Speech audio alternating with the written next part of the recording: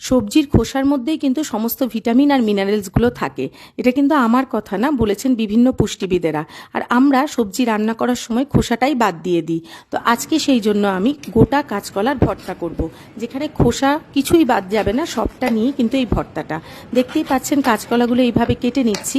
আর কাঁচকলাটা আমি কড়াইয়ে জলে সেদ্ধ করব, আর জলটা এমনভাবে দেব যাতে কাঁচকলাও সেদ্ধ হয়ে যায়, আবার জলটাও কিন্তু এর সাথে সাথে শুকিয়ে যায়।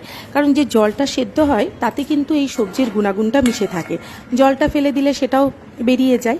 দেখতেই পাচ্ছেন কাঁচকলাও সেদ্ধ হয়ে গেছে, জলও শুকিয়ে এসছে। আর এখানে আমি কাঁচকলাগুলোকে ঠান্ডা করে মিক্সিতে বেটে নিচ্ছি। তারপর ফ্রাইং প্যানে সর্ষের তেল দিয়ে শুকনো লঙ্কা ভেজে তুলে রাখছি। আপনারা চাইলে শুকনো লঙ্কা মেখেও খেতে পারেন, কিন্তু আমি জাস্ট ফর গার্নিশিংয়ের জন্যই ব্যবহার করব। তারপর পাঁচফোড়ন দেওয়ার পরে এর মধ্যে দিয়ে দিচ্ছি দুটো কুচিয়ে রাখা পেঁয়াজ। পেঁয়াজটা বেশ ভাজা ভাজা হয়ে এলে এর মধ্যে আমি দিয়ে দেবো কুচিয়ে রাখা কাঁচা লঙ্কা।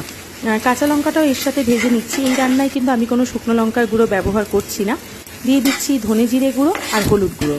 ধনে আর জিরেটা কিন্তু আমি একসঙ্গেই বেটে রাখি বাড়িতে, মানে গুঁড়ো করে রাখি, যার জন্য আলাদাভাবে আর দিই না। তো পেঁয়াজ ধনে জিরে গুঁড়ো সমস্ত একসঙ্গে ভালো করে ভাজা ভাজা হয়ে আসছে। এই সময় আমি বেটে রাখা যে কাঁচকলাটা সেটা এর মধ্যে দিয়ে দেবো। দিয়ে তারপর আর কি ভালো করে মিশিয়ে নিতে হবে একদম এই সমস্ত মশলার সাথে। আর একদম শেষে দিয়ে দেবো স্বাদ অনুসারে লবণ, আর নামানোর আগে দিয়ে দেবো বেশ খানিকটা ধনেপাতা। আর কি দারুণ লাগে কিন্তু গরম ভাতের সাথে এই গোটা কাঁচকলার ভর্তা। বাড়িতে একবার অবশ্যই ট্রাই করে দেখবেন। রান্না না করলে কিন্তু আমরা কোনো জিনিসই বুঝতে পারি না। যখন নতুন কিছু ট্রাই করি আমরা কিন্তু বুঝতে পারি না জিনিসটার স্বাদ কেমন হবে। আর একবার যখন করে স্বাদটা ভালো লেগে যায় তখন কিন্তু সেটা বারবার করতেই মন চায়। ভীষণ সাধারণ একটা রেসিপি, কিন্তু বাড়িতে একবার ট্রাই করার অনুরোধ রইল।